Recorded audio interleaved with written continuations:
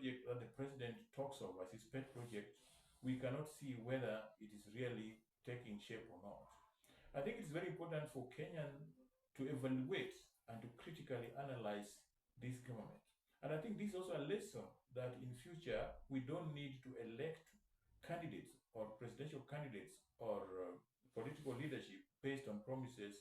I think it's important for Kenyans to reflect and look at the background, the credibility, and the experience of those politicians who are seeking leadership. As LDP, we appeal to Kenyans to use this as an occasion to reflect and to learn.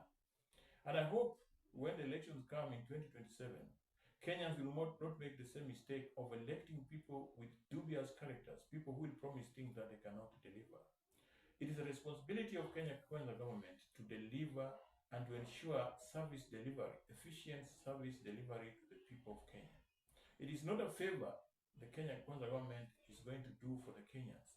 It is a right that the Kenyans demand. It's a right that the Kenyans expect. Because when a president is elected to lead a nation, when he takes an oath like he did on this day 2 years ago, he took an oath to protect. We are still seeing kidnappings by people whom we don't know whether they are police or they are crooks or they are a mafia sort of gang. And yet the government is not giving a very clear impression or a clear position on who these people are. We have seen people missing. We don't know what happened to these people who are,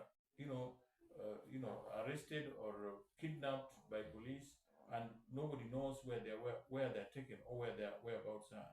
I think it is important for Kenyans to put the Kenya Kwanza government on track and to ensure that the government delivers on what it promised Kenyans two years ago.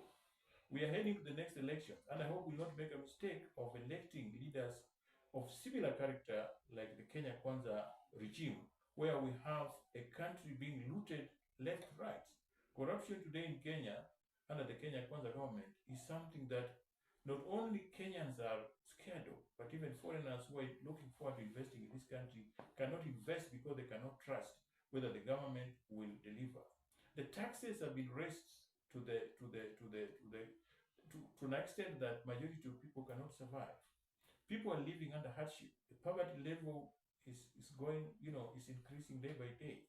Unemployment is something that we don't know what we're going to do with the children who are graduating from the many universities that we have. Recently, we had a serious demonstration and a serious protest by the Gen Zs. These are children who are looking for future. They have studied, they want to start their own life. How are they going to start a life when they're not employed? How are they going to start a life in a country where people cannot afford 3 meals a day?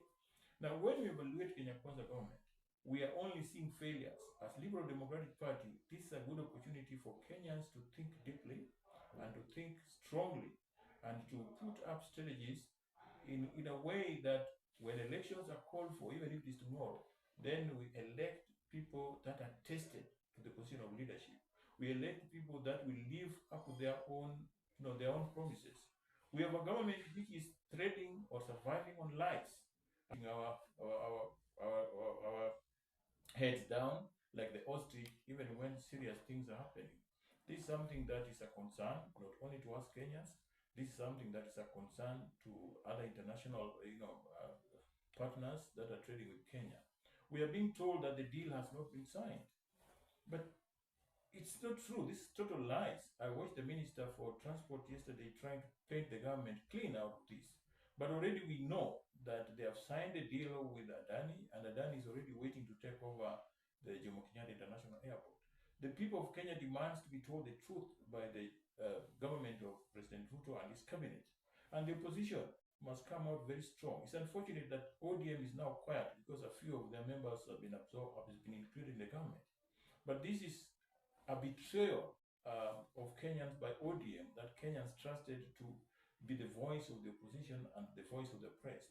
We need a very strong opposition from Azimio that is left, and to really rally people to demonstrate against this deal that Kenya Kwanza government has entered into with Adani and many other international companies with very scrupulous, very tainted images and with very bad history wherever they have been.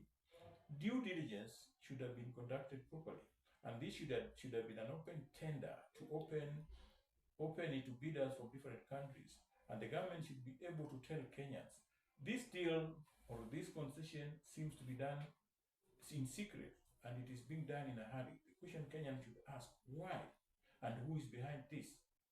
Who was the minister who was in charge of this deal when it was being discussed? What went on behind the tables or behind or without Kenyans knowing? So my appeal as Liberal Democratic